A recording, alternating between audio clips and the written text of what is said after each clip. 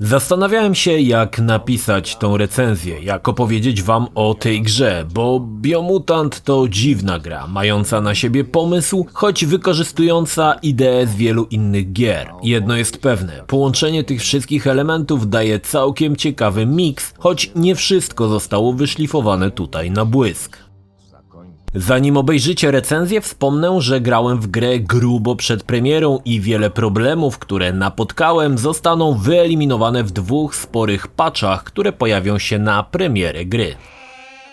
Biomutant przedstawia nam świat, na którym nie ma już ludzi. Wyginęli, uciekli z planety, dowiecie się później. Wszystkiemu winna była korporacja Texanol, która truła planetę, powodując, że przestała nadawać się ona do zamieszkania. Mutacje spowodowały, że zwierzęta uzyskały inteligencję i zaczęły zakładać miasta, wioski, plemiona. Na gruzach Starego Świata powstał nowy świat, tak nie do końca różny od tego, który zostawili ludzie. Świat żyje dzięki drzewu życia, którego korzenie rozrastają się na 4 strony świata. Jednakże pojawiły się 4 istoty, które podgryzają korzenie drzewa, w konsekwencji chcąc doprowadzić do końca świata. Naszym celem jest uratowanie go lub nie. Wszystko zależy od nas.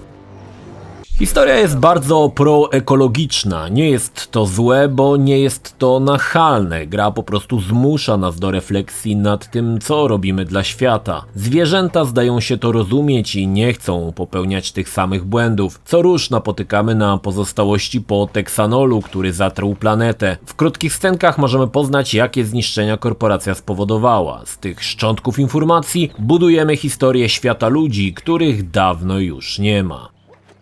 Grę zaczynamy od stworzenia naszego zwierzaka. Zrealizowano to w fajny sposób. W zależności czy chcemy być mądralą czy osiłkiem, wszystko znajdzie odzwierciedlenie w naszym wyglądzie. Mózgowiec będzie miał wielki łeb, ale wątłe ciałko. Karku będzie napakowany, ale głowa będzie niewielka i tak dalej. Zrealizowano to bazując na pewnych stereotypach, ale w tym wypadku fajnie się to sprawdza. Postać może przynależeć również do jednej z kilku klas, a każda ma swoje wady i zalety. Biomutant to gra RPG z otwartym światem i moralnymi wyborami. Te drugie dość szybko zostają nam przedstawione. Mamy dwie małe postacie symbolizujące nasze sumienie i uczynki. Dobre i złe. Wszystko zależy od nas. Już na samym początku musimy zadeklarować przynależność do jakiegoś plemienia. Dobrego lub złego. Ale nic nie stoi na przeszkodzie, aby potem swoje zdanie zmienić. Możesz kierować się kodeksem honorowym, pomagać słabszym, albo odwrotnie. Wybory są dość jednoznaczne i zabrakło tutaj trochę odcieni szarości, choć starano się je wpleść, to mam wrażenie, że nie do końca to wyszło. Zanim przejdziemy dalej, zaczniemy od lokalizacji. Ta stoi na wysokim poziomie, ale w sprytny sposób znaleziono rozwiązanie, jak oszczędzić na aktorach podkładających głos i zarazem przedstawić coś ciekawego. Otóż mamy tylko jednego lektora, który pełni rolę wszystko wiedzącego narratora. Dialogi nie są przedstawione w klasyczny sposób, ale mamy głos narratora, który przedstawia nam to, co mówią postacie. Pomysł jest super, bo przypomina to trochę czytanie baśni. Co ciekawe, poza głosem narratora nie usłyszymy innego. Zwierzęta porozumiewają się we własnym języku opartym na chrząkaniu i różnych innych gardłowych dźwiękach. O ile przez pierwsze godziny narrator wydaje się świetnym pomysłem, to w końcu zaczyna to męczyć. Przy kolejnym zdaniu, które zaczynało się od słów "mówi, że", palec niebezpiecznie przesuwał się na przycisk odpowiedzialny za przewijanie dialogów. Inna sprawa, że wiele postaci w grze nie ma zbyt wiele ciekawego do powiedzenia i rozmowy z nimi to niestety strata czasu. Jednakże lektor to nie tylko tłumacz dialogów, również podczas swobodnej eksploracji będzie komentował wydarzenia. Przypomni o nadchodzącym zmroku czy o kończącej się energii. Czasami rzuci jakimiś mądrościami. W sumie jest tutaj dużo z chińskiej filozofii, choć czasami jego odzywki są idiotyczne, typu "w tym lesie jest dużo drzew". Jeśli lektor was denerwuje, możecie zmniejszyć częstotliwość jego komentarzy w opcjach, choć nie polecam, bo czasami można się uśmiechnąć do tych jego mądrości. Jest pod wrażeniem, widząc cię tutaj. Uważa, że dawno powinno być po tobie. Widocznie mało kto jest tak twardy i sprytny jak ty. Mówi, że łowca potworów dobrze słyszy, co niesie wiatr.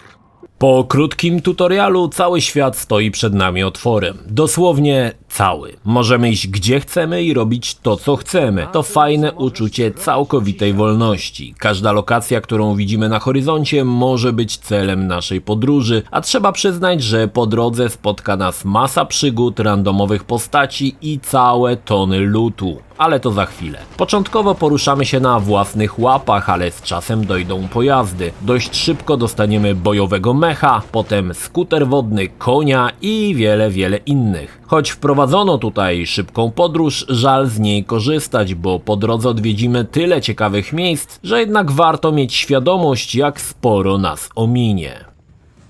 Wykreowana przez nas postać korzysta z broni palnej i białej. Wedle uznania możemy walczyć mieczem lub strzelać z daleka. Walka z założenia miała się opierać na połączeniu systemu bloków i uników. W rzeczywistości sprawdza się to niestety średnio. Okienko na wykonanie bloku bardzo łatwo przeoczyć, bo białe ikonki nad postacią zlewają się z tłem. Inna sprawa, że walka odbywa się w 360 stopniach, a my ogarniamy jedynie 180, więc ciosy potrafią często przyjść znikąd. Strzelanie polega na samodzielnym celowaniu, ale broń palna przegrywa z bronią białą pod kątem ilości odbieranej energii. Paradoksalnie broń biała nadaje się na małych przeciwników, a strzelająca na dużych, bo tym dużym zabiera więcej energii. Zmiana broni następuje z kółka szybkiego dostępu, przy czym od razu widzimy, jakie broń ma statystyki. Oczywiście nie zabrakło jeszcze specjalnych typów amunicji z różnymi efektami i oczywiście elementów leczących.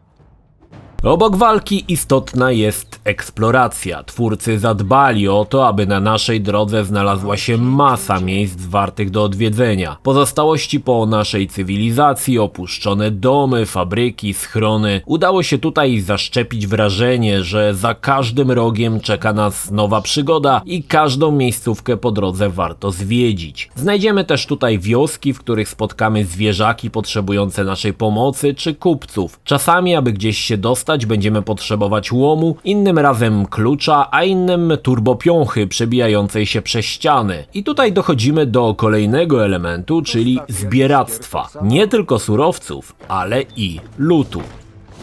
Zbierania jest dużo. Odwiedzenie 2-3 domków spowoduje, że wyjdziemy obładowani znaleźnym stafem. Co ciekawe, każda miejscówka ma nawet mini wyzwanie polegające na tym, aby znaleźć w niej wszystko warte znalezienia. Całe szczęście nie ma limitu wagi w noszeniu przedmiotów, więc dość szybko wędrujemy z mnóstwem ubrań, broni i dodatków do niej. No właśnie, gra ma bardzo rozbudowany crafting. Każdą broń, czy to białą, czy strzelającą, możemy dowolnie zmodyfikować lub zbudować od nowa. Zadziwiające, jak rozwinięty jest to system. Broń może mieć dodatkowe sloty na dodatki, które zwiększają obrażenia lub dodadzą jakieś elementy, zamrożą albo zatrują. Tworzenie broni strzelającej również zrealizowano w podobny sposób. Jaka lufa, jaki magazynek, wszystko to ma wpływ, czy będziemy mieli szybki maszynowy karabin, ale zadający niewielkie obrażenia, czy powolną strzelbę walącą potężnymi pociskami zadającymi obrażenia głównie z bliska. Warto powęszyć w miejscówkach, aby zdobyć odpowiednie komponenty i stworzyć idealną broń pasującą do naszego stylu gry. Jak wspomniałem, możemy zbudować wymarzoną broń w zasadzie od zera. Podobnie jeśli chodzi o zbroję. Tutaj co prawda nie stworzymy rzeczy od nowa, ale będziemy mogli podwieszać do nich dodatki, zwiększając ich statystyki czy poprawiając funkcje. Z czasem znajdziemy całe kombinezony pozwalające wejść na tereny, na których bez odpowiedniego ubioru możemy przebywać bardzo krótko. To tereny skażone radioaktywnością, gorące lub zimne, gdzie przebywanie dłuższy czas zakończy się śmiercią. Tutaj niestety nie działał jeden ważny element, który pewnie zostanie dodany w patchu. Otóż całe wdzianka można przypisać do slotów i potem bezproblemowo je sobie podmieniać jednym kliknięciem. Niestety u mnie to nie działało, więc zmiana ręcznie całych gratów, aby wejść na teren skażonej elektrowni atomowej, zajmowało zbyt dużo czasu i szybko z tego zrezygnowałem. Mam nadzieję, że po patchu będzie to działało, bo jest to naprawdę świetna funkcja. Oczywiście każdy element założonej zbroi od razu widać na postaci. Jeśli RPG, to i rozwijanie postaci, które również jest zadziwiająco złożone. Obok podstawowych elementów jak walka, zdrowie, możemy przypisać punkty do szybkości poruszania się i tak dalej. Nie jest tych statystyk może aż tak dużo, ale wraz z nowym poziomem mamy do rozbudowania jeszcze inne statystyki, mianowicie mutacje, dzięki którym będziemy mogli zatruwać, zamrażać i tak dalej. Są to oczywiście odpowiedniki czarów. Te punkty możemy też przeznaczyć na odporność na poszczególne zagrożenia, radioaktywność, mróz, ale i to nie wszystko. Są jeszcze dodatkowe ciosy i tutaj też jest to zadziwiająco złożone. Cała tona przeróżnych kombosów, ciosów specjalnych, choć przyznam, że to wszystko sprawdza się w grze średnio. Walka jest za bardzo chaotyczna, aby korzystać z tych wszystkich funkcjonalności. Możemy odblokować strzelanie dwoma broniami, podwójne skoki, walkę wręcz, chwyty, to wszystko pod nazwą Wung Fu. Jednakże to jeszcze nie wszystko. Są atuty, czyli stałe perki, na przykład zwiększające perswazję w dialogach, dzięki czemu wiele konfliktów rozwiążemy bez wyciągania miecza. Ale i to nie wszystko. Mamy jeszcze moce psioniczne, dzięki którym będziemy mogli lewitować czy używać telekinezy. Ale to nadal jeszcze nie wszystko. Możemy przeznaczyć punkty na rozwijanie umiejętności klasowych, czyli na przykład zwiększenie obrażeń bronią palną w klasie Sniper. Myślicie, że to koniec? Otóż bohaterowi przez całą grę towarzyszy mechaniczny konik polny zwany automatonem. Podczas zwiedzania świata natrafimy na miraże oferujące pewne retrospekcje z młodości bohatera. Po każdym z nich konik dostanie nowe funkcje. Poleczy nas energią, zacznie atakować przeciwników, czy zmieni się w lotnię pozwalającą swobodnie szybować. Dużo tego i z początku ciężko to wszystko ogarnąć. Można spędzić długie minuty grzebiąc w tych wszystkich statystykach, czytając i kalkulując, co nam się przyda. Koniec końców i tak skorzystamy z 2-3 odblokowanych opcji, ale i tak lista jest naprawdę imponująca. Gry RPG stoją questami, nie inaczej jest tutaj. Questy sypią się jak z rękawa. Jakaś niepozorna chatka może w sobie kryć jakiś niewielki quest. Nie są to może najlepsze zadania, jakie widziałeś, bo w dużej mierze opierają się na uruchomieniu jakiegoś mechanizmu w prościutkiej rotacyjnej zagadce. Nagle okazuje się, że uruchomienie telefonu odpala quest, w którym musimy odpalić kolejne 4 telefony rozrzucone po całym świecie. Znajdziemy oczywiście postacie z problemami, które postaramy się rozwiązać, nierzadko w finale decydując, czy chcemy być dobrym Samarytaninem, czy napędzanym rządzą zysku cebularzem. W ogarnianiu wszystkiego pomaga nam dobrze skonstruowana mapka i system szybkiej podróży, gdzie znacznik odblokowujemy odlewając się na niego, a więc oznaczając swój teren. Pomysłowe. Są jeszcze questy główne, których nie będę spoilerował, jednak wspomnę o jednym z pierwszych, który opiera się na podbiciu kolejnych plemion poprzez zajmowanie kolejnych posterunków. Każde główne zadanie prowadzi nas do pojedynku z jednym z głównych bossów, a po nim dostajemy zazwyczaj nowy pojazd do swobodnej eksploracji. Gra jest bardzo duża. W pewnym momencie zerknięcie na listę zadań pobocznych powoduje ból głowy. Ich ilość zaczyna się mnożyć. Niestety większość z nich wymaga odbycia podróży w kilka odległych zakątków mapy, co niestety trochę może odrzucać, choć zdobycie kombinezonów czy stałych ulepszeń do łomu czy turbopiąchy jest warte tego, aby przebyć długą drogę. Gdy to wszystko wiecie, powrócę jeszcze do kilku elementów, które teraz staną się chyba trochę bardziej zrozumiałe. Biomutant mocno stawia na słowotwórstwo. Zwierzaki mają własne nazwy na przedmioty codziennego użytku, często nawiązujące do ich podstawowych funkcjonalności. Komputery to myśl-monitory, adaptery to rowkowkręty, a kible to spłukotrony. Jest tego cała masa. Nazwy własne to absolutne mistrzostwo. Odnoszą się nie tylko do spotykanych miejscówek, ale i do elementów ubioru czy broni. Nie sposób uśmiechnąć się widząc nazwę kiblarka czy szerokogacie, od razu rozumiejąc, dlaczego taka nazwa jest trafna. Tłumacze wykonali absolutnie mistrzowską robotę i nigdy czegoś takiego w grach nie było, przynajmniej nie w takiej skali.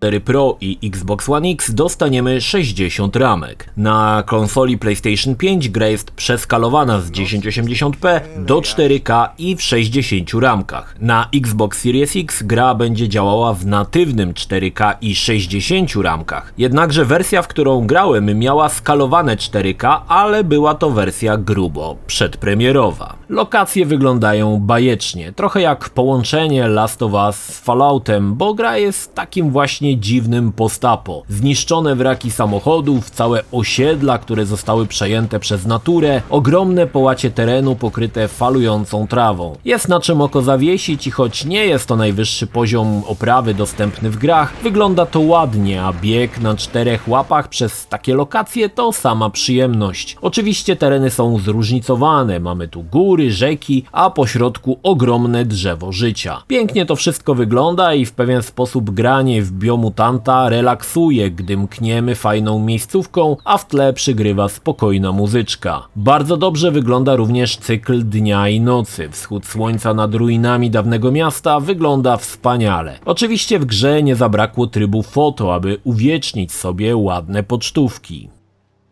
Biomutant to świetna gra, w pewien sposób relaksująca. Nie ma tutaj zbyt wiele przemocy, a wydźwięk gry, jak i wspomniany narrator przypominają trochę baśń. To nie gra dla szalejących z karabinem maniaków. Jest tutaj dużo ciepła i refleksji nad światem, po którym się poruszamy. Podobało mi się to bardzo i również Oliwier z zaciekawieniem zerkał na rozgrywkę. Pytanie natomiast, do jakiego gracza Biomutant jest skierowany? Najmłodsi pogubią się we wszystkich funkcjach i opcjach. Starsi gracze mogą czuć się lekko zażenowani narratorem, który przypomina bajki dla najmłodszych. Mimo wszystko myślę, że powinniście spróbować Biomutanta. Dawno takiej gry nie było i pewnie długo taka gra nie powstanie. Zapewne znajdą się głosy, że Biomutant to rip-off z Zeldy. Ja w Zeldę nie grałem, więc tutaj się nie wypowiem, ale faktycznie wiele elementów zostało zapożyczonych z innych gier, łącząc to wszystko w ciekawy miks, jakiego dawno nie widziałem. W Biomutant spędziłem około 25 godzin, poznając losy dawnego świata, jednak spokojnie, spędzicie tam o wiele więcej czasu, jeśli marzy wam się oczyszczanie każdej miejscówki. Gra pod pewnymi względami przypominała mi serię The Elder Scrolls, którą odpalasz po ukończeniu fabuły tylko po to, aby się powłóczyć po miejscówkach w poszukiwaniu przygody. Biomutant jest dokładnie taki sam. Po zobaczeniu napisów końcowych odpalam go po prostu, aby połazić, pozwiedzać, coś odkryć i chłonąć baśniowy klimat. Polecam. Witaj w grze Biomutant.